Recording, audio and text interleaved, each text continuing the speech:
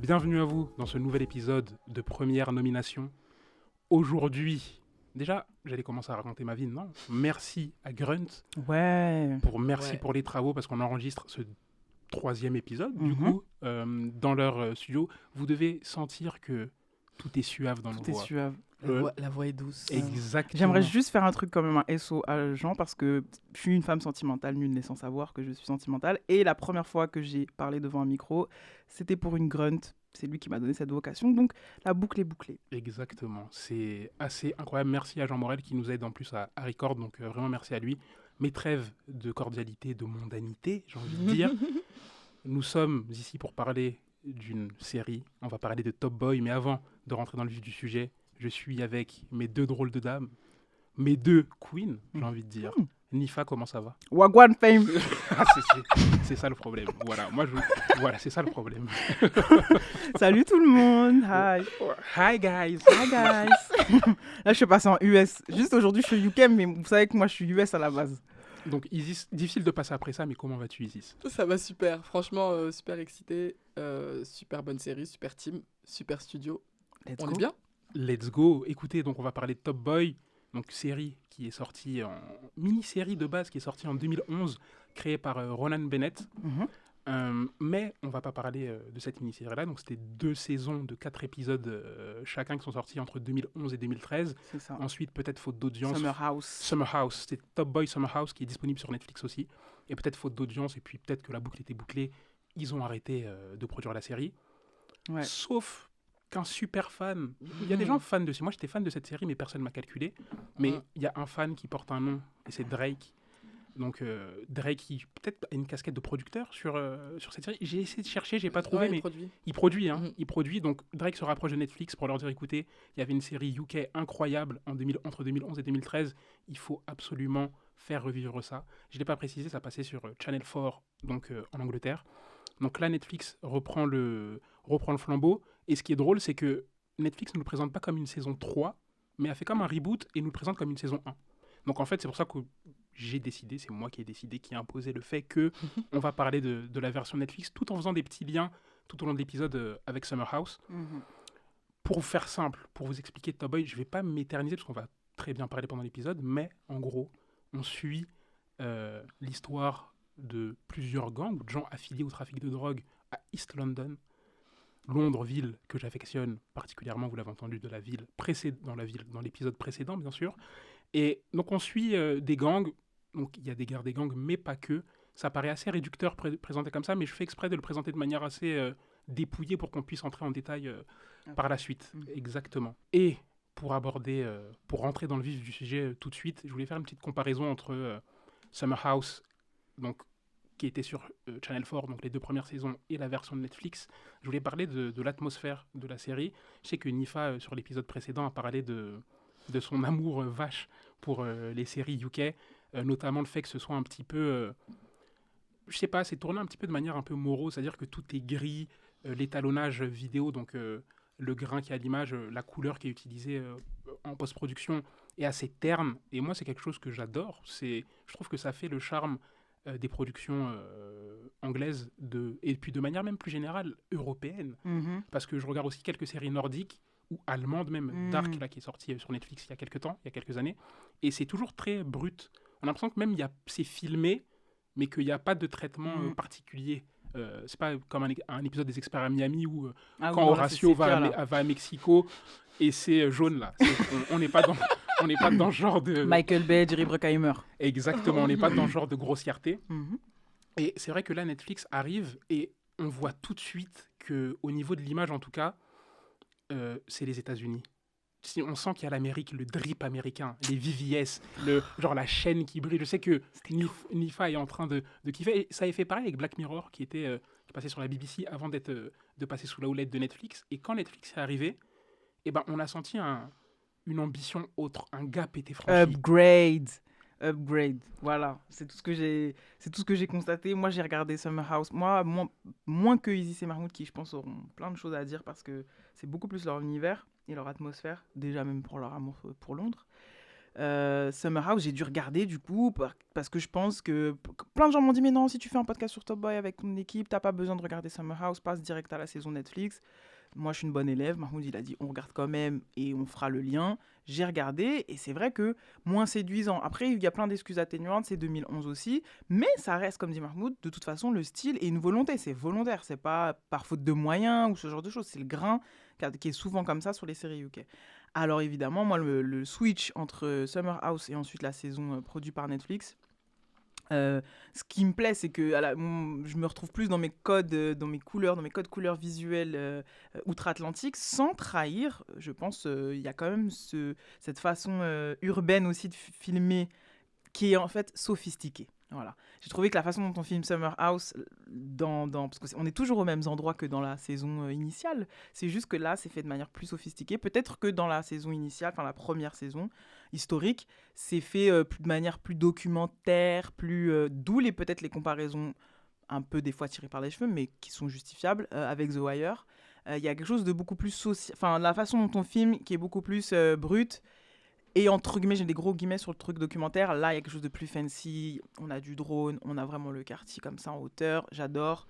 J'ai mieux situé même localement là où je me situais et où ça se passait dans Londres que sur la première saison. Donc, le drip américain supérieur à la morosité anglaise. Moi, c'est le contraire. J'ai été un peu déçue parce que moi, ce qui fait l'ADN des séries anglaises, et j'ai un amour particulier pour les séries anglaises, la musique anglaise, c'est en fait ce côté gris, morose, comme tu l'as qualifié.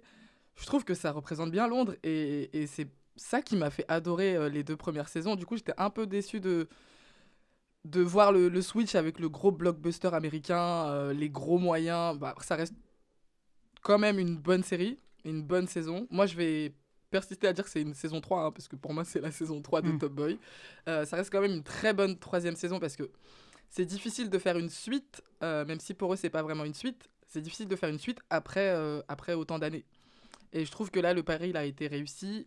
C'est juste un petit bémol, parce que moi, ça m'allait très bien, en fait, comment elles étaient les 2 premières saisons. Mais c'est pas si dérangeant que ça.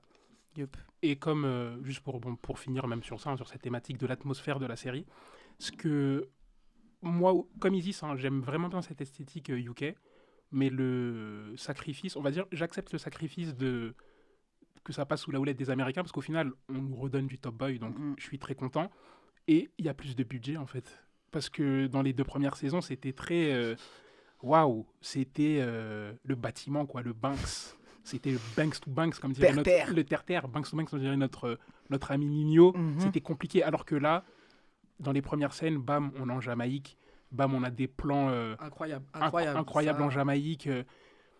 Ok, moi j'accepte ce sacrifice parce qu'au final, on nous donne quelque chose de plus ambitieux. Donc c'est tout de suite un petit peu plus sexy. Ah là, j'attendais que tu emploies ce terme, parce que c'est ça qui s'est passé pour moi. C'est sexy, c'est suave, c'est un jus de goyave, c'est vrai. Ah oui, jus de goyave, jus de mangue. On dit goyave, les amis. Goyave, c'est vrai. Parce que tu dis pas voyage. C'est vrai, j'allais me battre, mais on n'est pas sur Twitter, j'accepte. C'est parce que je suis allé en Guadeloupe que c'est vrai, un bon jus de goyave. Enfin, je pense qu'on a dépeint l'atmosphère. Voilà. On va pouvoir passer... je pense, c'est comme ça que je voulais l'aborder. Je voulais qu'on parle des 3 personnages principaux pour vraiment que les gens s'imprègnent et comprennent dans quoi ils vont mettre les pieds. Et du coup, j'aimerais bien commencer par parler de Sully. Et la personne qui va nous en parler, c'est Isis, donc je vais la laisser développer. Comme Mahmoud l'a dit, on parle de plusieurs gangs qui sont affiliés au trafic de drogue. Et Sully, c'est le personnage principal pour moi. Enfin, il y en a 3 dans cette saison. Il y a 3 personnages principaux. Donc Sully, Duchesne et Jamie. Moi, je veux parler de Sully parce que, franchement, c'est un de mes préférés. Après, on en parlera plus longuement, mais c'est un peu tous mes préférés. Mais Sully, c'est un peu plus mon préféré parce que c'est une tête brûlée, en fait. C'est un mec...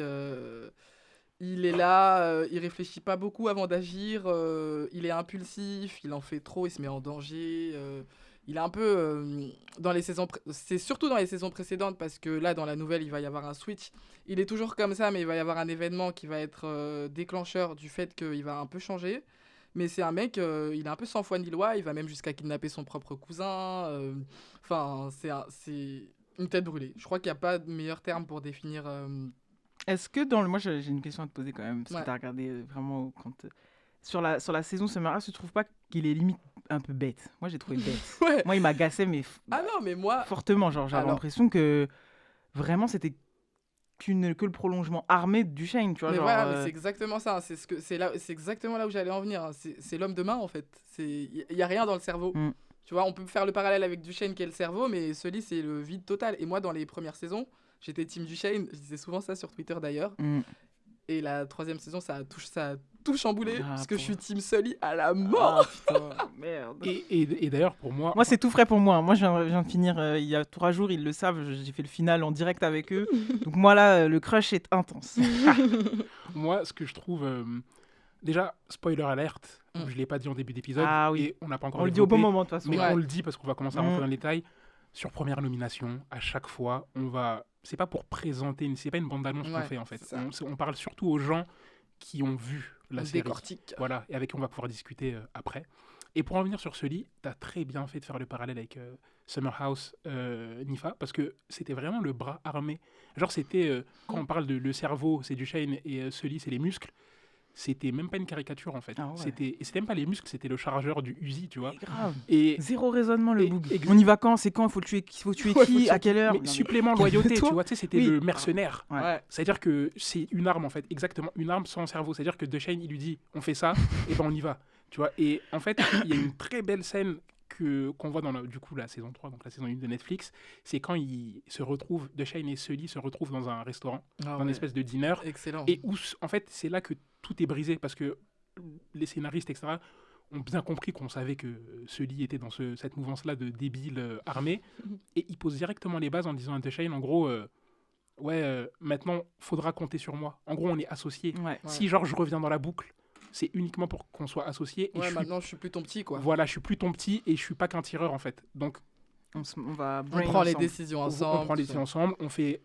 Il y a même un moment une question du partage des gains, et Duchesne veut faire 50-50, alors que Sully rapporte le pécule de départ, et Sully lui dit non. Écoute, moi je dois récupérer ma mise. Voilà, il a dit 50-50, c'est après, mais là ce sera du 70, je sais pas quoi, tu vois. Donc au final, on voit un Sully qui est toujours autant de tête brûlée, mais hyper posé, hyper réfléchi. Il sort de prison, donc on voit qu'il a vécu aussi certaines choses là-bas, et on sent, je sais pas, il a plus l'air bête. C'est fini en fait. Et donc du coup le crush que Nifa a là, c'est ça. Je le comprends en fait. Bah c'est que c'est par ça. Ça, il y a d'autres choses dont on va revenir, mais ça et la sensibilité qui va. Voilà. Vous avez parlé de loyauté tout à l'heure. Ça reste un mercenaire comme vous l'avez dit, une tête brûlée. Sauf que là, il y a, je sais pas, la morale elle rentre en compte. Il y a un switch qui, je vais spoil. Hein. Il y a le moment charnière pour où le switch s'effectue entre le Sully tête brûlée qui est sans foi ni loi et le Sully qui commence à avoir des valeurs et un peu une morale, c'est quand il perd son ami Jason qui est mort dans un incendie.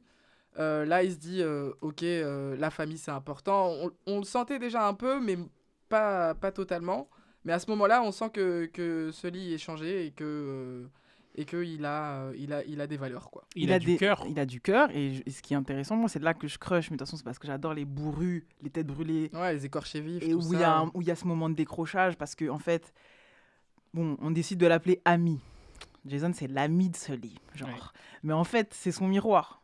Et c'est le seul moment où il a le temps de se regarder, en fait, Sully. C'est-à-dire qu'il est en train de se voir. Genre, il voit la vie qu'il a eue. Il a eu cette vie genre de jeune qui fait tout seul et qui a une mère toxico à balle, etc. Et du coup, quand tu décides de mener cette vie de hustle, là, de genre de gangster et tout, t'as pas le temps trop de réfléchir, ouais, mais avant, mais le rétroviseur et tout. Et Jason, ça va être le premier événement. Déjà, il va avoir cet effet miroir où au début, il le calcule pas plus que ça parce qu'en fait, ils sont dans une planque et puis voilà. Puis après, il y a ce truc de je me vois, et en fait, il va avoir un effet miroir qui va le renvoyer à son propre passé, et il va se prendre d'affection, et donc ça devient son ami. Mais c'est une amitié un peu particulière parce que c'est un gamin en fait. Mais donc c'est son jeune pote, mais c'est un peu aussi ce truc de petit frère, de fiston, de je veux pas que tu vives la même chose que moi, donc moi je vais t'upgrade avec moi, etc. Ça finira mal évidemment. Mais c'est à partir de là que moi, je crush sur lui. C'est-à-dire que il y a de la valeur qui vient, il y a de la réflexion. Parce que moi, je trouvais qu'il réfléchissait pas, en fait. Il me faisait penser à un autre personnage que les gens doivent connaître s'ils ont regardé Power. Il me faisait beaucoup penser à Tommy Egan, que j'adore. C'est Eminem, là c'est le Eh, Ouais, c'est le wannabe Eminem. Ouais, ok. J'ai pas regardé C'est à cause Power. de 50. Ouais, moi non plus, je vais regarder Power. Mais du coup, qui au départ est un beubeu, on dit ça comme ça en Lorraine. Un mec qui réfléchit pas, c'est qui est en bas du front comme ça de fou, il réfléchit qu'avec le bas de son front. C'est-à-dire, il faut aller taper, il faut aller cogner, etc. Et plus le temps passe, plus un mec comme Sully et plus un mec comme Tommy Egan, qui lui arrive des choses, qui lui renvoie à sa propre condition, à ce qu'il est, commence à montrer un peu le cœur, à montrer un peu la sensibilité et une intelligence émotionnelle que Duchesne n'a pas.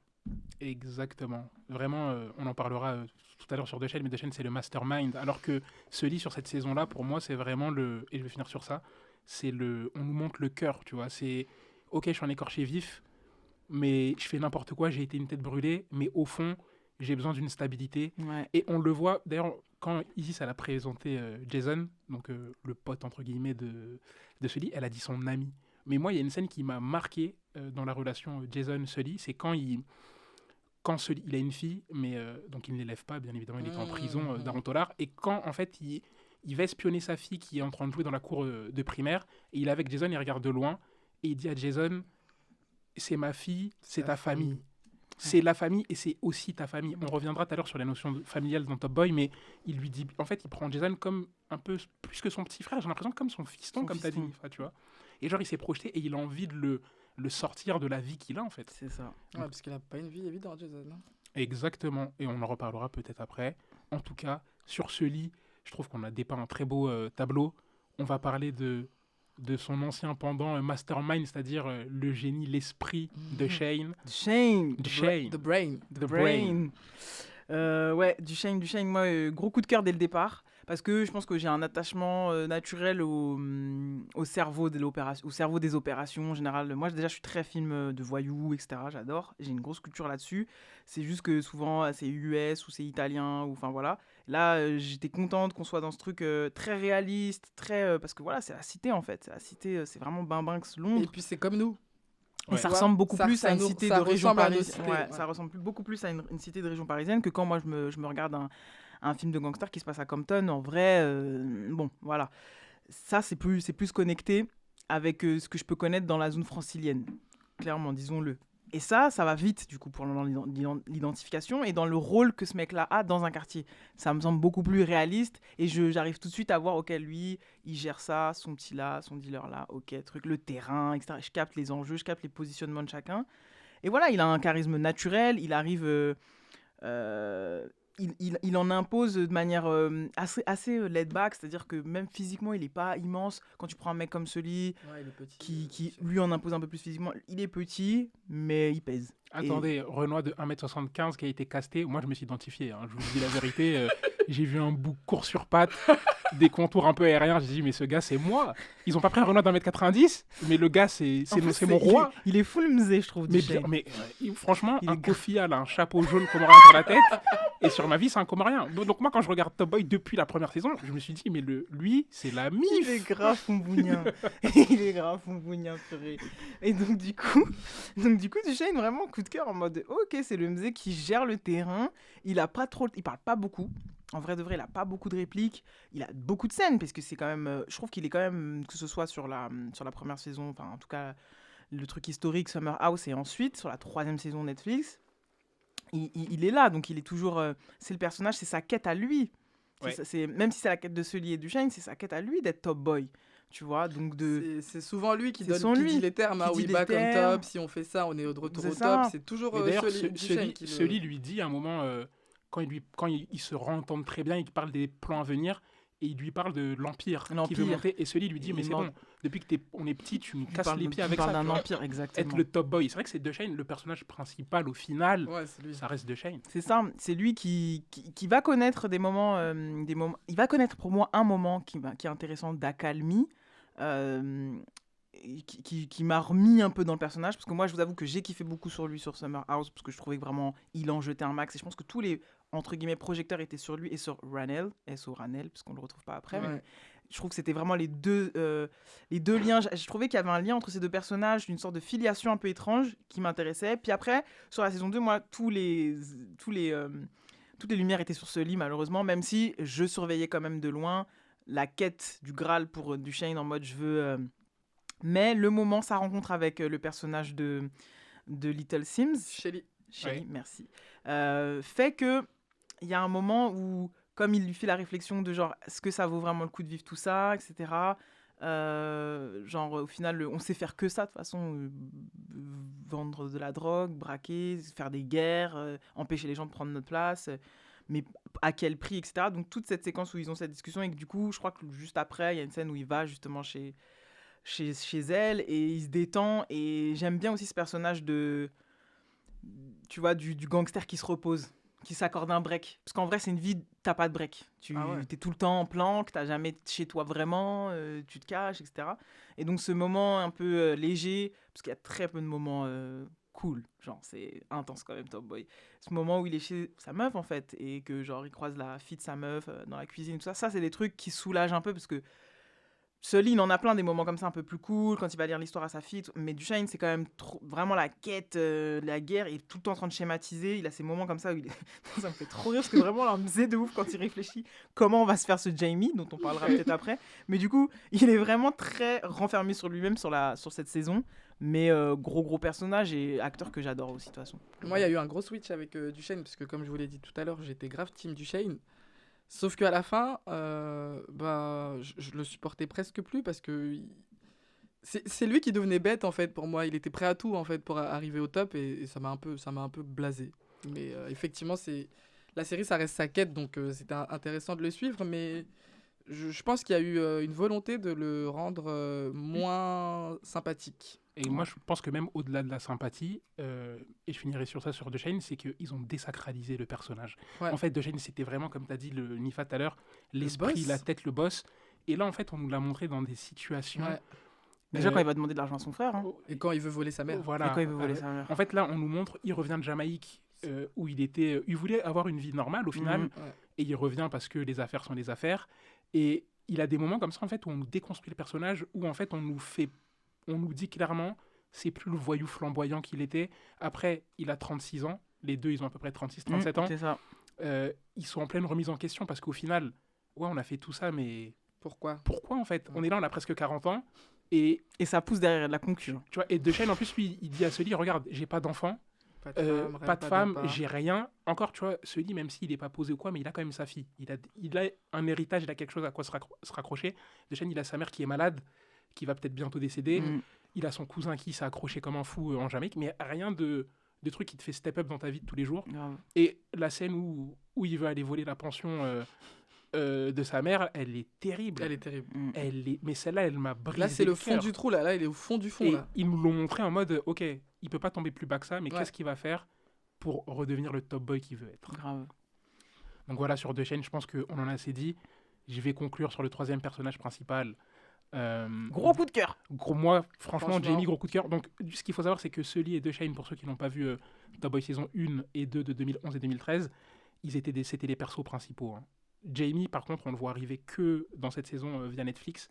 Et moi, ce que j'ai apprécié, on va dire, avec ce personnage, c'est que c'est un peu le jeune loup, ambitieux, les dents longues. Renard des surfaces. Renard déçu. C'est Filippo Inzaghi, tu vois. Il est là, il récupère les ballons et ça va au fond. Et tu l'as pas vu. Tu vois pas tout le match, il marque à la 80e. Mhm. Et ce que j'ai bien aimé, c'est qu'il est grave dans une dualité entre sa famille et son business.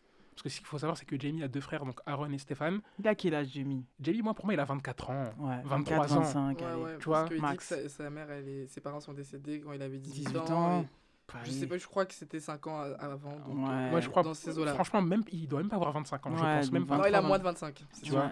Et il est jeune comme ça, donc en fait, ses deux parents décèdent, donc il se retrouve un peu à être tuteur ou même père pour ses petits frères. Mais de l'autre côté, il a les dents longues parce qu'il fait partie d'un gang à Et Londres. il gère, hein. Et il Ça gère. brasse. En fait, Là, ça je trouve que c'est plus visible de leur côté, là, ce gang-là. exactement. Ça brasse. Et il profite, en gros, du fait que le boss de son gang, donc qui est Maudit, donc qui est joué par Dave, le rappeur UK, aille en prison pour un peu revenir, prendre le terrain. Et ce qui m'a frappé, c'est que c'est pas lui qui était destiné à récupérer le gang, c'était Layton. Ouais. Light Skin en Light chef. Skin. Light Skin qui avait l'air un peu mou, tu vois. Un peu bête aussi. Un peu bête aussi. Il avait que des contours et des boucles d'oreilles en diamant. Lui, c'est tout ce qu'il savait faire. Et, et donc, Jamie lui prend un peu de force le pouvoir des mains. Et en fait, on voit évoluer Jamie entre « Ok, je dois éduquer mes frères », à qui il ne dit pas qu'il deal. Ça, c'est ultra important. C'est qu'à ses frères... Bon, Aaron, qui a la fac, qui doit avoir 19 ans, 18 ans, il sait très bien, il est pas bête, il voit des sommes d'argent rentrer. Le grand frère, il est en North Face, sandales Gucci, c'est bon, on sait, tu vois. Mais il protège quand même son entourage. Il a cette douceur un peu naïve, je trouve, avec sa famille. Par contre, dehors, C'est autre chose. c'est quelqu'un une d'autre. brute. En fait, moi, dans les séries, d'habitude, quand on nous présente quelqu'un qui va devenir un voyou, quand il fait ses premiers larcins, etc., on le voit toujours un peu regretter.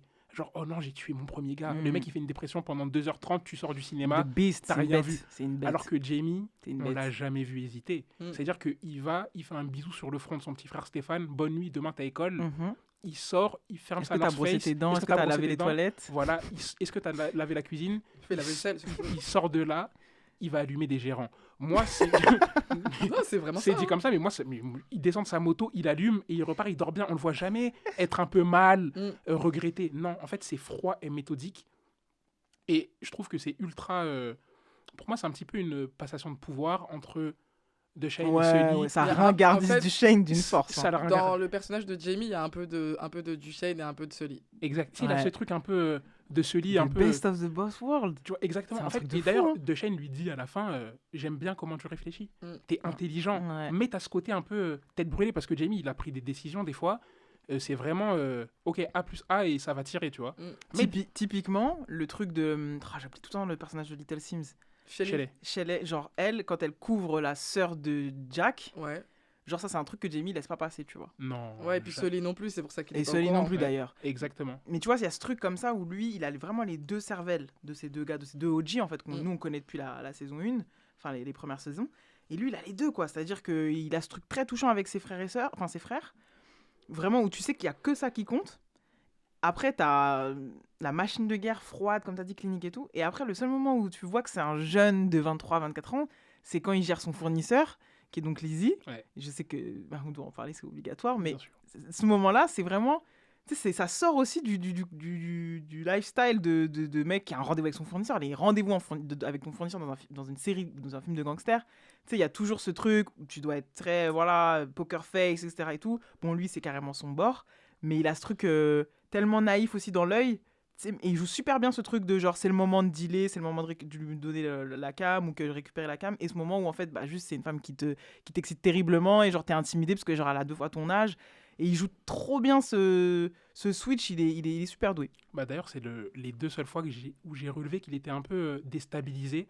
Ouais. C'est quand il est avec Lizzie, c'est-à-dire quand Lizzie, donc son fournisseur de drogue, le dragouille, ils ont une relation et que elle, de son côté, c'est vraiment une relation en mode ok, on couche ensemble et puis basta, chacun rentre chez lui, c'est fini.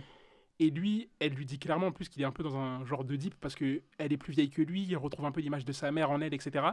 Et quand elle lui dit non, genre on fait rien, c'est bon, part, on le voit un peu triste. Tu sais, il est un peu déstabilisé et tout. Et la seule autre Mais fois. limite, c'est un crush en fait. Mais c'est un crush. C'est un crush. C'est même pas un crush, c'est que c'est pire que ça. C'est que lui, s'il pouvait se poser avec elle, si elle avait laissé la porte ouverte, C'est ça. il y serait allé. Mais il lui dit à un moment, genre, on est bien, viens, on Bah, commande à manger. Exactement. Et elle Elle dit rhabille-toi là. elle lui dit Salam. rhabille-toi, elle met son soutif, elle dit mets ta North Face et retourne à East London, là. Retourne dans les Wagwan, dans les Bendo là-bas et c'est fini, tu vois.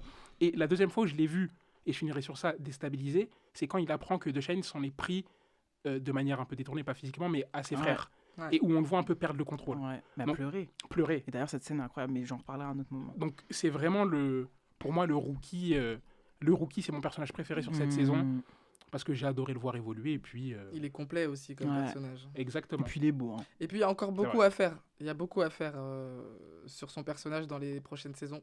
D'ailleurs, la 2e saison Netflix a débuté. Le tournage a débuté, donc Yes. c'est génial. Et petite anecdote, parce que du coup, moi, je suis une férue de cette série. Quand elle est sortie, je suis allée sur tous les comptes Instagram possibles. Et il y avait un espèce de sommet où, en fait, on apprend que Michael Ward, celui qui joue Jamie, il avait slide dans les DM de Duchesne qui s'appelle Ashley Waters, Mhm. si Ouais. je me trompe pas. Et il lui avait dit, ouais, un truc genre... s'il te plaît, j'ai grave envie de jouer dans Top Boy. Et ça, c'était en 2014. Oui. C'était un tweet, oui, je me rappelle, Ouais, j'ai vu il cette anecdote. lui avait envoyé un DM. Et là, quand ils font leur sommet à la sortie de cette saison, il lui montre le DM. Et je pense que Duchesne, il l'avait pas vu. Et c'était assez émouvant, c'était mignon. Grave, quelle histoire. Ouais, franchement, t'imagines, tu slides dans les DM et après, c'est toi le personnage principal de la série. C'est ouf. En tout cas, la Go la envoyer- révélation. Hein. Go envoyer des DM. Ouais, et puis même, ça lui a permis de faire plein de choses parce que je le suivais sur Instagram à un moment. Il a fait une autre série qui s'appelle Blue, où il joue un keuf. Et il est allé aux États-Unis. Ouais, donc ça a été gros tremplin. Ouais, gros tremplin. Il fait plein de trucs de mannequinat et tout. Donc, Michael Ward. révélation, ça va péter. Bah, regardez à la différence de... Et je finirai vraiment sur ça parce que j'aime trop raconter ma vie. Mais à la différence de Sully et de Shane, donc Kano, Sully et... c'est Ashley Waters. Ashley Waters. Asher D parce que c'est un rappeur aussi. Et ben, ils ont Shane. fait les 2 premières saisons de Summer House, mais comme s'il y avait pas de Netflix, il n'y avait pas d'États-Unis, Non, etc. non, Et ben, ça. les deux, on les a pas vus exploser, Pop de ouf. pop de ouf. Alors que là, tu vois, Jamie, Ouais. c'est bon. Ah, il tu vois. était sur tous les Genre, fronts. Hein. Tu fais une bonne saison sur Netflix, de toute façon, c'est bon, t'es bankable, et puis tu peux foncer pour la C'est suite. ça, tu crèves l'écran. Il y a un truc aussi, tu sais, est-ce que tu vas être US compatible. Tu vois, il y a Exactement. des acteurs, il y a des comédiens comme ça qui vont être des stars en Europe ou UK et qui n'ont pas ce truc pour fitter avec les Américains. C'est un peu discriminant, mais lui, potentiellement, quand je l'ai vu, sa tête, sa façon de jouer, son truc très organique comme ça, très américain, très un peu trop too much. Tu vois ce que je veux dire? Parce qu'il a une façon même de jouer que certains peuvent considérer too much en mode mais non, mais nous c'était pas ça, ce Top Boy, c'est beaucoup plus sobre, le jeu il est beaucoup plus, tu vois. Lui il a un truc très animal en fait et qui peut totalement fitter avec les séries Quinry. Exactement. Bah écoutez, on en a fini avec la présentation de nos personnages principaux. On va pouvoir avancer sur un autre thème. Et pour ce nouveau thème, j'ai décidé, en fait, en revisant, parce que j'avais déjà vu Top Boy quand c'était sorti sur Netflix, donc en 2019, mais en revisionnant ça la semaine dernière, enfin même il y a quelques jours, parce que j'ai binge-watch comme un sagouin, c'est pas bien, mais je l'ai fait pour la culture. Il y a quelque chose que j'ai remarqué, quelque chose qui m'a sauté aux yeux, c'est la notion de famille, de loyauté familiale dans cette série. Ça m'a même, j'ai l'impression, parce que je prenais des notes à chaque fois, à chaque épisode, et j'étais choqué en fait de voir qu'à chaque fois qu'on parlait d'un personnage, eh ben, on mettait en perspective ses liens avec sa famille. Il y a plein de séries qui ne le font pas, c'est-à-dire même des séries, par exemple quand je pense à The Wire, ouais, c'est pas un thème abordé c'est pas un thème spécialement. on les voit entre eux, etc. Mais là, il y a vraiment ce truc de... Le lien familial va fatalement impacter ce que les personnes vont faire. Moi, par exemple, j'ai des exemples qui viennent en tête. Tu parlais de Duchesne tout à l'heure, Nifa. Donc on le voit avec sa mère, la manière dont il est avec sa mère. On le voit un peu dévié quand il va voler l'argent à sa mère. Il y a toujours ce truc de...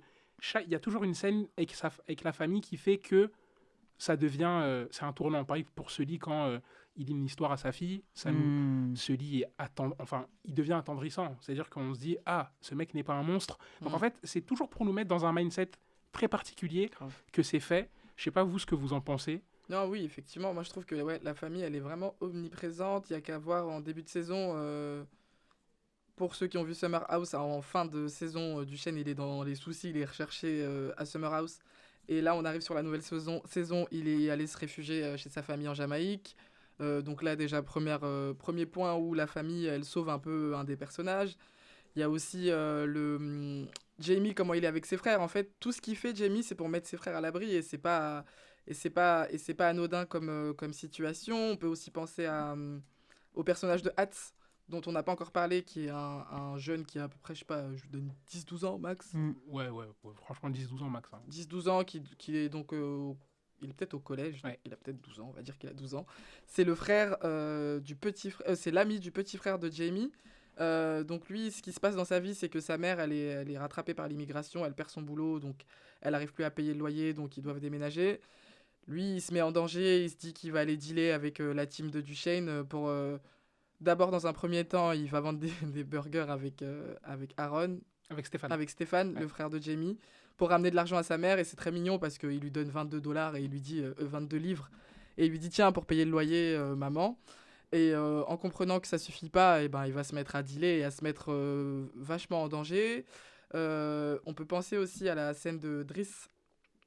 Driss qui trahissait, en gros pour moi il trahit ses frères pour mettre sa fille à l'abri. Exactement. Parce que c'est l'appât du gain qui fait qu'il a balancé Duchesne et Sully et on pense tout de suite à sa fille. Et moi j'ai aussi trouvé que c'était pas un père un père pas un père cool, parce que il y a une scène qui m'a choquée en fait, c'est quand il décide d'aller faire une descente ou d'aller tuer Jamie ou je ne sais quoi, et que ils sont en haut dans le salon en train de sortir les armes, vérifier si c'est chargé, et elle dort à côté dans la pièce, il y a même pas de porte, elle est là dans le lit, demain elle est à l'école, tu vois. Ouais, c'est un personnage que j'ai eu du mal je les ai tous compris parce qu'on va parler de façon après du bien, du mal, de qui est méchant, de qui est gentil. Et c'est vrai que Driss, j'ai pas réussi à le comprendre, mais peut-être plus par rapport parce que de toute façon tout le monde est gris en fait, hein, dans sa façon d'être, dans sa méchanceté ou sa gentillesse ou dans sa bonté.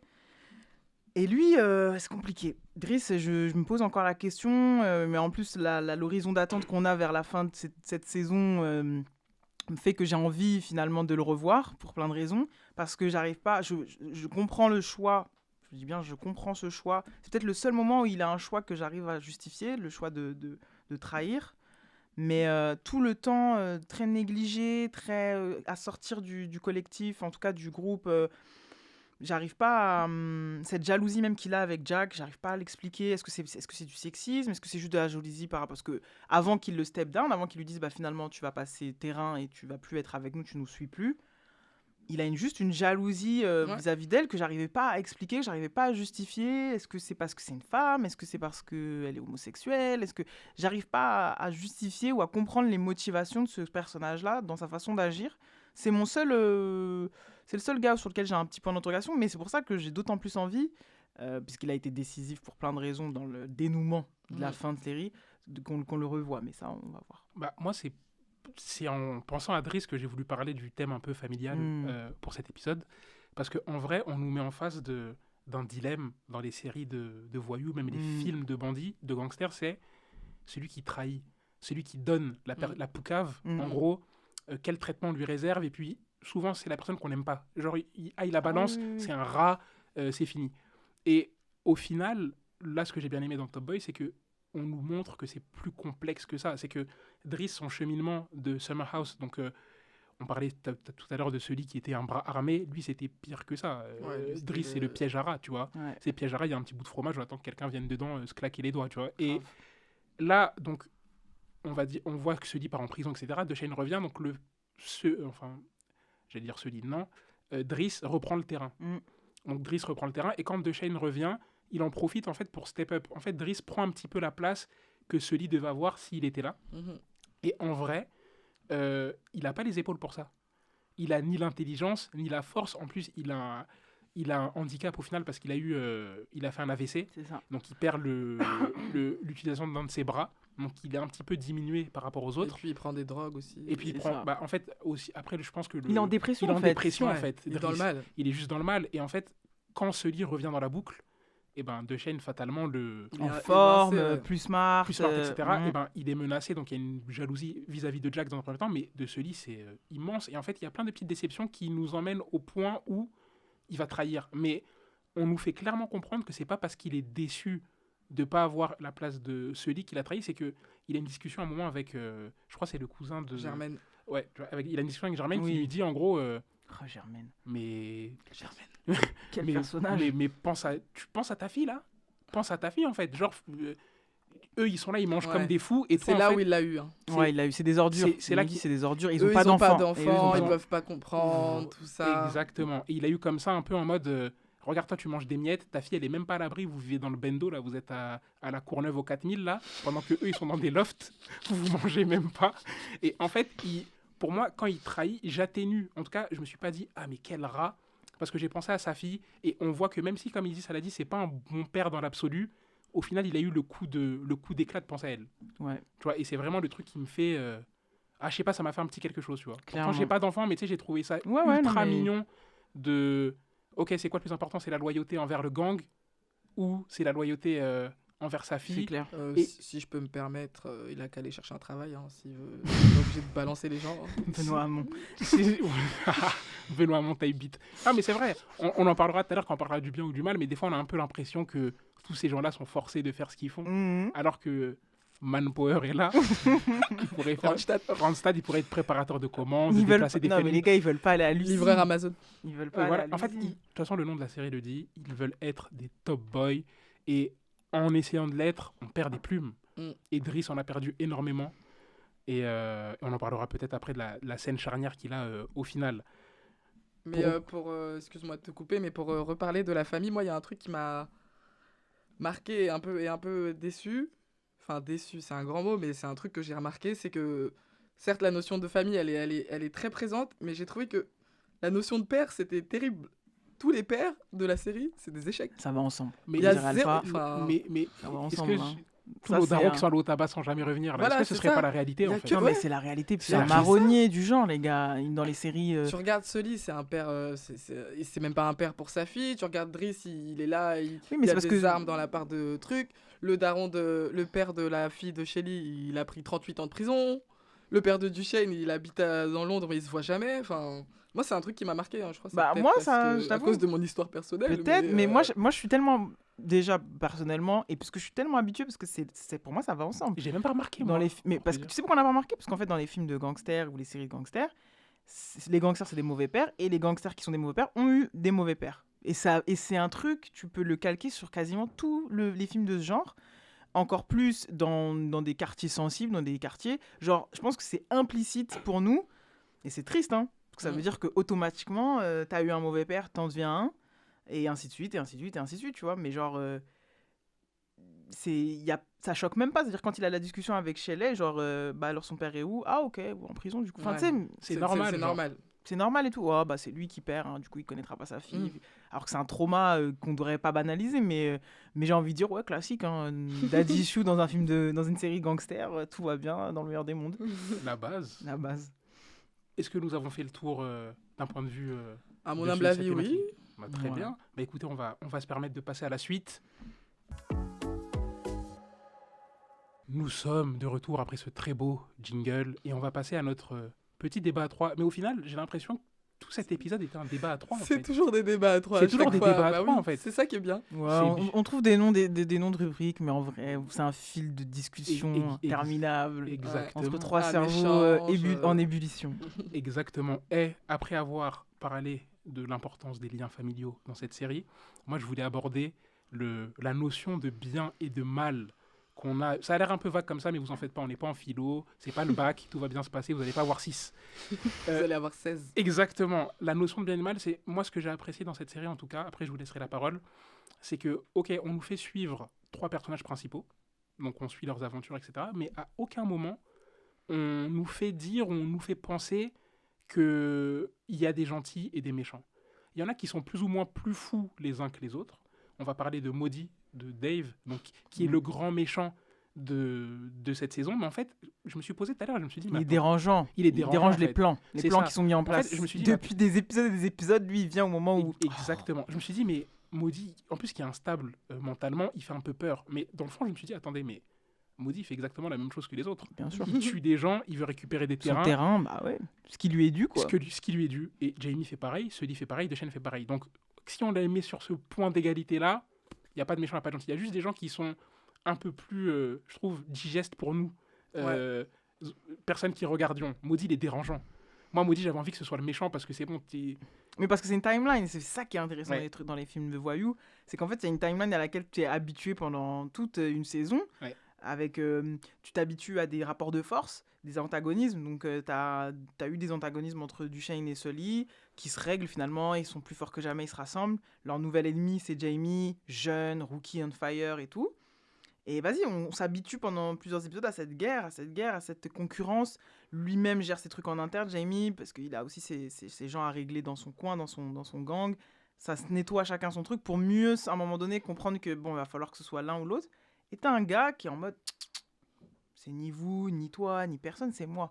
Et je pense que c'est ça, en fait, c'est genre un autre élément déclencheur, un saboteur. Voilà. Exactement. Le troisième personnage dans les films de gangsters, c'est qui vient et qui dit, moi, ça fait... Et encore, je fais la comparaison avec Power, mais c'est comme Kanan, genre dans Power, en fait, 50, et il adore avoir ce rôle-là. Tu sais, c'est genre... Sauf qu'il est beaucoup moins fou, 50, il est tout sauf 50, alors que Dave, il a une profondeur de jeu qui est super intéressante, dont Isis va parler, je pense. Mais genre, il arrive, Et t'es un peu, ah ouais, chaud. Parce que intense. Et il veut pas se laisser faire. Et a l'air, en tout cas, il arrive à nous convaincre rapidement qu'il est déter. Exactement. Ouais, comme tu as dit, Mahmoud, il y a 3 personnages principaux, il y a 2 teams qui s'affrontent, mais moi, jusqu'à aujourd'hui, je suis incapable de dire pour qui j'étais, en fait. Je sais pas, en fait, dans tous les trucs que je regarde d'habitude, il y a toujours des gentils et des méchants, mais là, je vous jure que j'arrive pas à me mettre dans un camp. Autant Jamie qui gagne, ça me va. Sully et Duchesne, c'est pareil. En fait, genre, c'est trop bien amené parce que j'arrive pas. Non, mais je comprends grave. Et moi, il y a grave des petits trucs. Justement, quand je me demandais, tu dis très bien, on sait pas qui sont les méchants, les gentils. Moi, il y a des scènes qui m'ont brusqué parce que quand on se laisse endormir par la série, eh ben, on se dit fatalement que, en gros, les gentils, les protagonistes, c'est Duchesne et Sully, tu vois. Moi, genre, inconsciemment, c'est ce que je me suis dit. Bien sûr. Tu vois, parce que c'est eux qui sont attaqués après. Ouais. Et en vrai, à un moment, je suis posé comme ça devant un épisode, et c'est l'épisode où Hats, donc sa mère doit être déportée peut-être, ou en tout cas ne peut plus travailler parce qu'elle a un problème de papier, et il demande à aller travailler à Summer House, donc chez Duchesne et Sully, et le petit va parler à un des guetteurs, le guetteur lui fait comprendre, hey, va là-bas en fait, t'as pas les épaules, je te vois, t'es là tous les jours, t'es un petit qui joue au basket, qui vend des burgers, t'es pas taillé pour ça. Et derrière il y a Jack, donc c'est là pour moi que c'est très bien que tu parles de ça. Tu vois, et là Jack dit au guetteur, il veut travailler. Est-ce qu'il veut travailler? L'autre il lui dit non. Exact. Sans âme. Tu vois, sans âme. Et elle lui dit non, c'est bon, fais-le monter. Donc il y a un enfant de 10-11 ans qui vient pour prendre une décision difficile. À 11 ans, on n'a pas ce discernement-là. Non, y a pas à faire Et donc ça, il y en a un qui est là et qui sait ce que c'est. Il l'a vécu, donc il essaye de faire fuir le petit. Et derrière, les sans-âmes qui font venir le qui viennent petit. boire le sang. Pour Exactement. moi, comme Issa l'a dit, c'est impossible, comme dans toutes les bonnes séries complexes et psychologiques de gangsters, que ce soit ou sociétales en fait, qui racontent un quartier où il y a différentes. Voilà, dans The Wire, c'était beaucoup plus poussé parce que c'était documentaire et qu'il y avait aussi et c'est ce qui va se passer aussi dans Top Boy. C'est ça qui est intéressant. Il va y avoir enfin des feds, parce que c'est ça qui est intéressant dans les films, dans les séries de voyous, c'est qu'il faut des entités pour analyser le bien, le mal chez un keuf, chez un voyou, il faut des. Et donc dans The Wire, c'est pour ça que c'était aussi bien poussé. Là, ce qui est intéressant chez Top Boy, et ils le rendent plus digeste, c'est que d'abord là, sur cette saison-là, on se concentre encore sur cette guerre de gangs, sur ces guerres de personnalités, sur la jeunesse, sur le fait que Duchesne, faut le dire, hein, il est tuba. Petit à petit, pas officiellement là au moment où on parle, parce qu'il y a une saison qui va arriver, mais on sent qu'il est un peu tuba et tout ça. Et puis on a une prise de conscience chez Sully en mode non, il y a gagné. Et c'est pas parce que tu perds pas que tu gagnes pas, pour reprendre sa réplique. Que c'est pas parce que tu perds pas que tu gagnes. Ouais. Et donc du coup, il y a une sorte de un mec qui est en train d'avoir une conscience. En fait, quand tu parles comme ça, quand tu dis des phrases comme ça, c'est que tu commences à avoir une conscience. Et après, t'en as, moi, clairement, Duchesne, Jack, c'est les sans-âme. C'est des gens que j'ai identifiés toute seule dans mon fauteuil en disant vous êtes sans âme. Mais après, c'est personnel. Parce que chacun met à l'échelle qu'il veut si t'es un sans-âme. Moi, dès que ça touche à l'enfance, etc., aux enfants, en fait, le fait que Jack accepte qu'un petit de 12 ans devienne son dealer ou son guetteur, et le fait que le plan que Duchesne il monte pour piéger Jamie, c'est des plans de sans âme. Ah, c'est clairement. Et d'ailleurs, des plans de sans-âme. Sully le dit à Et Duchesne. lui dit. Pourtant, Sully, qu'on a vendu comme un Je suis pas mercenaire, corda. il a dit moi, les enfants, Ah oui. je touche pas. Et Duchesne l'a regardé en mode mais on va pas leur faire du mal physiquement parce qu'il avait pas compris. Et tu vois, c'est là que j'ai trouvé la finesse de Sully, son intelligence émotionnelle. C'est là. C'est quand il lui dit moi je touche pas aux enfants, et Duchesne tout de suite il dit mais on va pas les tuer en fait. On va juste. Il n'y a pas que ça en fait. Ça. Voilà, tu vois. Mais en même temps, Duchesne c'est un sans-âme, mais il a eu un petit moment de faiblesse avec l'histoire de la sœur de Jack. Oui. Parce qu'il aurait pu balancer à Sully, il serait allé la fumer. C'est vrai, Là, mais je pense que c'est parce mais qu'il... même raconte le. Ouais, la alors en petite fait, anecdote, on se rend en fait au fil de la saison, on se rend compte qu'il y a le camp adverse, donc la team Jamie, qui ont eu des infos sur le camp de Duchesne et Sully, et on découvre que c'est la sœur de Jack qui sort avec Layton, donc qui est dans le gang de Jamie, qui raconte ce qu'elle entend au téléphone de temps en temps. Une maquerelle. Voilà, elle raconte des petits trucs, et eux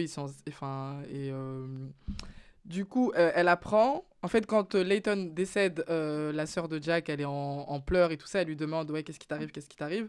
Il s'appelait Layton. Elle lui dit, putain, tu sortais avec lui, truc de ouf. Gang adverse, Ouais, machin. qu'est-ce que tu lui as dit? Elle lui a dit, bah, je lui ai rien dit de grave. Je lui ai peut-être dit que Duchesne, il était allé gratter de l'argent à son frère. Ouais, je crois que je lui ai dit que... Des gros dos. Ouais, elle lui a dit des gros trucs. Je lui ai peut-être dit que Sully, il allait à l'enterrement, à la crémation, il serait à tel endroit à telle heure, mais rien de grave. Et là, Jack, elle pète un plomb, elle la frappe même carrément, Ouais, sans âme. c'est tellement intense. Elle la frappe et là, on peut encore revenir sur la thématique de la famille parce que Jack, c'est une sans-âme, mais elle a dit, c'est ma sœur, tu vois. Ouais. Je viens vous... Genre, je l'ai rousté. Ouais, je l'ai et donc ça défoncé, suffit. mais c'est tout, tu vois. Je me demande pas à moi d'aller la fumer, c'est ma sœur, tu vois. Ouais.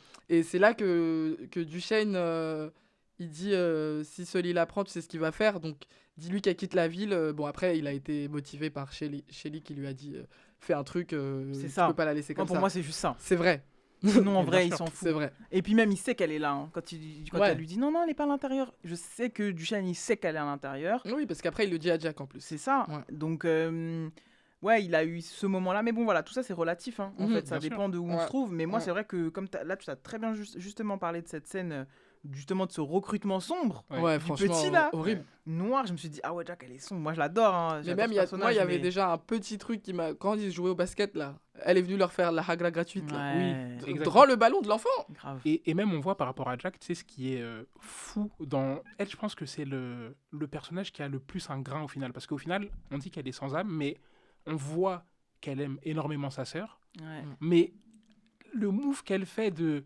ok, elle apprend que sa sœur a balance au camp adverse, la première chose qu'elle fait, c'est aller dire à Duchesne. Ouais, le loyauté. Après lui avoir mis une rouste. Après lui avoir mis une rousse. Mais ce que je veux dire, c'est que qui fait ça? Qui donne sa sœur? Mm. Moi, j'aurais rien dit. Ouais, de Quelqu'un de normal n'aurait rien dit. Mais elle, Ouais. en fait, elle a poussé, on parlait de famille tout à l'heure, elle a poussé le délire familial de famille Ouais. au gang. ouf. Ouais, c'est ça. C'est-à-dire C'est qu'elle exactement ça. elle est partie le dire comme si Duchesne, c'était son daron, tu vois. Mm. Ça. Elle se devait de lui dire. Et en plus, elle sait très bien, elle n'est pas naïve. Elle Ah sait oui. qu'en allant lui dire ça, sa Parce que sœur ça risque va- de se faire Ah ouais, fumer. ouais, de fou. Mais en gros, elle est en mode ouais, ok, genre j'assume, tu vois. Et c'est vrai que c'est ultra. Et c'est l'épreuve de loyauté de toute façon dans ce genre de monde. Hein. C'est en avouant, ça met en danger sa sœur, mais en même temps ça prouve sa loyauté envers Duchesne et une manière de pouvoir gérer ce cas-là en disant quand ils ont douté à un moment donné de qui a drop la location, leur endroit, leur planque là. Il y avait un truc d'adresse Ouais. à un moment. Il dit ouais c'est peut-être Jack, genre celui lui à tout moment il peut accuser n'importe Oui, qui, il il en a est rien à full faire. paro, vrai mec du 9-4. Donc il lui dit ouais c'est qui, ça se trouve c'est Jack, alors que peut-être 3-4 épisodes avant il disait qu'il l'aimait bien. Mm. Et celui lui dit non, elle est loyale, mais genre sans équivoque. Il dit elle est loyale et elle est loyale, il est sûr de ce qu'il avance parce qu'il y a eu cette affaire là en fait. Donc ouais, bien mal, c'est difficile, à votre hein. degré de sans-amitude, si vous êtes sans ou pas. Ouais, de ouf. Exactement. Et pour finir sur ce thème-là, comme tu as très bien dit tout à l'heure, là sur cette saison-là, il n'y a pas de police. Donc en fait, Ouais. c'est très compliqué quand il n'y a pas de force de l'ordre de se dire ah, eux ils sont méchants Mais oui. et il y a les gentils. Donc en fait, ils nous laissent un Ouais. peu dans Il un. faut des flou. enquêteurs, pas les keufs, les fliquettes. Hein. Non. Il nous faut des feds. Il nous faut un McNulty. Voilà. Il nous faut un McNulty. Il nous faut un Idriss Elba dans Luther. Mhm. Des chiens, des gens qui vont venir en fait, même Qui sont aussi sans âme que les Ouais, voyants en face, en fait. exactement. C'est ça. Exactement. Et c'est ça qui avait manqué, entre guillemets, dans cette saison. Ouais. Mais on sent que ça va arriver dans la Yes. saison 2. Et là, je pense qu'on se posera moins la question de qui est méchant, qui est gentil, du coup. Ah, ça sera la guerre. Ouais, ça oriente. C'est vrai que ça oriente. Ça oriente, beaucoup, ça bien oriente sûr. beaucoup. Hein. Alors que là, il n'y a pas... Ou ça complexifie de ouf, parce que des fois, là, des grands ripoux là-bas Ouais. qui font Ouais. des grands deals, des grands Bah, contrats. des fois, c'est les ripoux les méchants, quoi. Bah, Et c'est au moins, ça. tu sais qui est méchant, qui Mais est c'est gentil. ça, Alors que c'est là. ça. Moi, j'adore quand il y a des enquêteurs, c'est important. Le FBI, c'est très important. Enfin, le FBI, j'ai encore des formations US, mais... De ouf. Eh bien, ce thème, je pense qu'on arrive au bout de ce terme. Je vois qu'il nous reste un peu de temps. Et si on avait du temps, j'avais promis à mes deux drôles de dames... Oui, des qu'on a- adlibs. Avant juste l'adlib, il y a juste un petit moment pour Isis. Parce Ah que oui, chez- pour parler de Maudit, pour c'est vrai, parler de Dave. Maudit, en fait, de Parce Dave. que waouh. Alors, il faut savoir que moi, j'écoute beaucoup de musique UK. Dave, c'est vraiment un de mes artistes préférés. Donc, quand j'ai vu qu'il allait faire partie du casting, j'étais super contente. Mais franchement, je m'attendais pas à ça parce que waouh. On le voit pas beaucoup. Il meurt assez rapidement dans la série. Mais, Donc un médecin fou, là.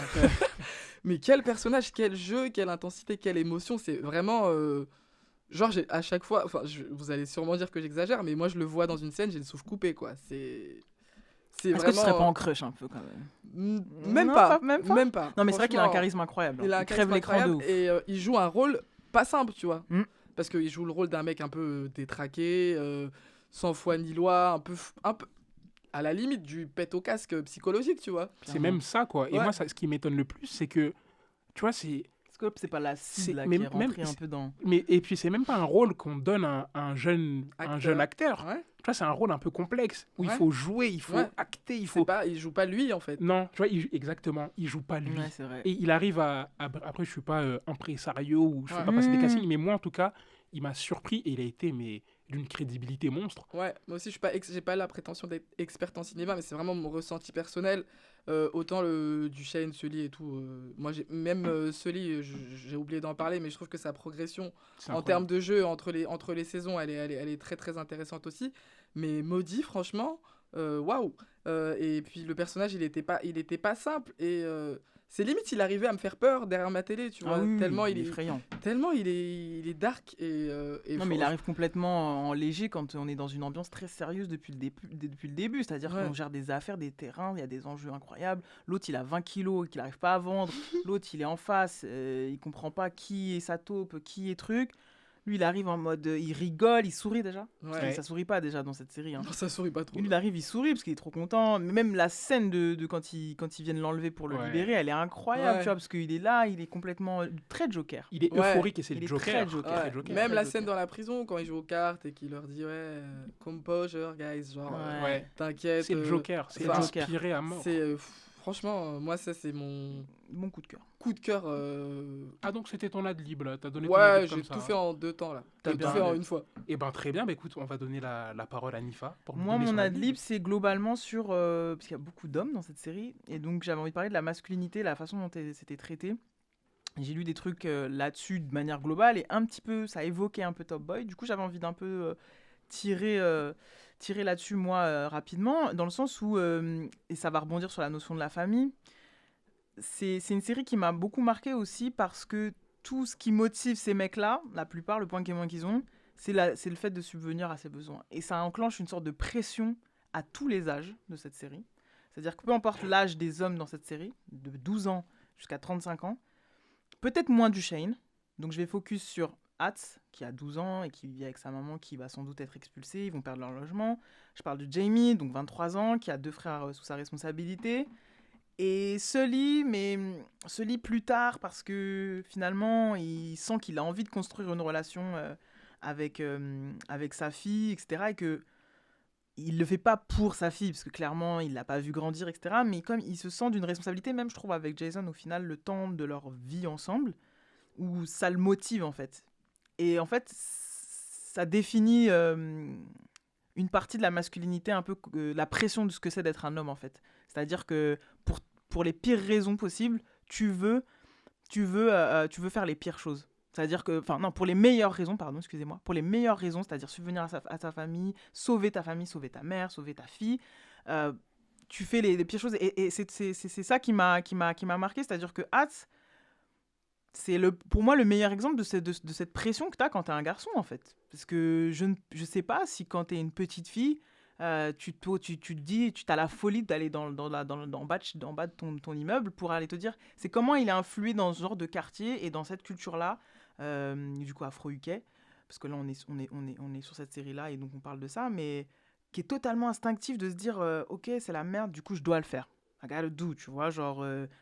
à 10 ans de se dire je vais aller en bas parce que ma mère elle peut pas payer son loyer. J'ai trouvé ça assez traumatisant et intéressant, que ce soit pour Jamie aussi, où il relâche cette pression. Justement, moi je parle de pression de masculinité parce que c'est vraiment ce sujet là, mais la scène où il pleure dans les bras de son pote qui ressemble à KRS-One d'ailleurs en jeune, Grave. sur le banc, elle m'a traumatisée parce que c'est le moment où tu relâches cette pression que tu portes. C'est la seule fois où on le voit relâcher la pression que tu portes depuis des mois et voire des années, où tu t'es torturé entre ce que tu fais, c'est-à-dire que t'es qu'un gamin de 23 ans en fait, tu vois.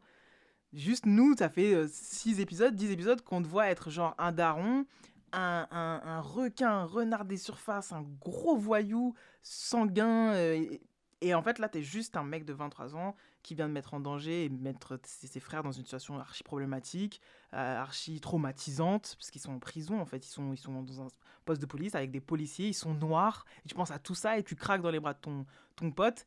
Et là, à ce moment-là, je vois plus Jamie le gangster, je vois plus Jamie le père, je vois juste un mec de 23 ans, un kid qui pleure. Et j'ai trouvé cette image-là assez forte parce que c'est des images qu'on voit pas souvent. Déjà, de noirs qui pleurent les bras l'un dans l'autre. On le voit aussi avec son petit frère, mais c'est déjà mieux contextualisé. Tu vois, pleurer dans les bras de son frère, c'est déjà un truc qui est intéressant à voir. Filmer de deux noirs qui sont frères et sœurs et qui se pleurent l'un dans l'autre, c'est déjà cool. Mais deux potes, tu vois, straight, y a pas, voilà, Ouais. c'est deux potes.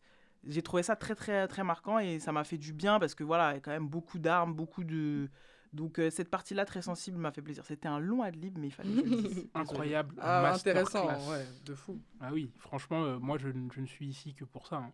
En même temps, on enregistre dans des studios Cali, là. Il fallait fallait qu'on soit Ouais, au niveau ouais. aujourd'hui, c'est vrai. Exactement. Et moi, je vais finir avec mon coup de cœur. Et ça va être le personnage que j'ai présenté, c'est Jamie. Et pour une raison bien particulière, c'est son rapport avec ses petits frères. Ouais. Que j'ai trouvé, moi, hyper touchante, leur relation. Et le fait en fait, on voit que, ok, ça, il a 23 ou 24 ans, il fait ces choses-là pour l'argent, mais on ne le voit jamais dépenser dans du drip, Non. dépenser dans des grosses voitures. Et non, on le voit juste essayer, comme on disait tout à l'heure, de mettre ses frères à l'abri et de les protéger, en fait. Parce que c'est une chose de vouloir les mettre à l'abri, mais il ne fait pas que ça, c'est qu'il les préserve. Au point où, quand le gang de donc Summerhouse, de Shane et Sully vont pour vouloir attaquer le camp d'en face, ils demandent aux gens, ouais, mais c'est qui la famille à Jamie? Ils disent non, non, il y en a, il est à l'université, l'autre, il est à l'école, ils sont en dehors de ça. Mhm. Donc limite, on les touche même pas, eux. Ouais. Il y a le code d'honneur qui fait qu'eux, ils sont pas dedans, on les touche. touche. Et en fait, je trouve que il a réussi à faire ce que Driss n'a pas réussi à faire avec sa fille. Comme il dit tout à l'heure, elle parlait d'une scène où ça échange des armes devant la fille à Driss, et Driss, Normal. il est là normal. Ça n'arrive jamais avec Jamie. Ouais, il déborde jamais. Il déborde jamais. En fait, il y a toujours un cadre, et parce qu'il a fait une promesse à ses parents, en gros, c'est de prendre Il soin leur a de... créé un vrai foyer. Il a créé un vrai foyer, c'est avec des juste- valeurs familiales, c'est ça. etc. Et il a promis, on nous fait comprendre qu'il a promis à ses parents de prendre soin de ses deux petits frères. Donc c'est un peu comme sa valeur suprême. Et Ouais. il dérogera jamais avec ça. Et donc ça me fait... c'est pour ça que c'est mon coup de cœur. Full respect. Ouais. Ouais. Mesdames, avez-vous quelque chose à ajouter? Non, c'était un très bel épisode. Magnifique. Vivement la suite de Top Boy. C'était dit avec une voix suave encore, c'est incroyable. Nous arrivons au terme donc, de ce magnifique épisode. J'ai été très content de tourner avec vous, mesdames. Yes. Plaisir partagé. Plaisir partagé. Merci, et puis très hâte pour la suite. On vous fait des bises. Bisous. À bientôt. À plus tard. Ciao. Bye.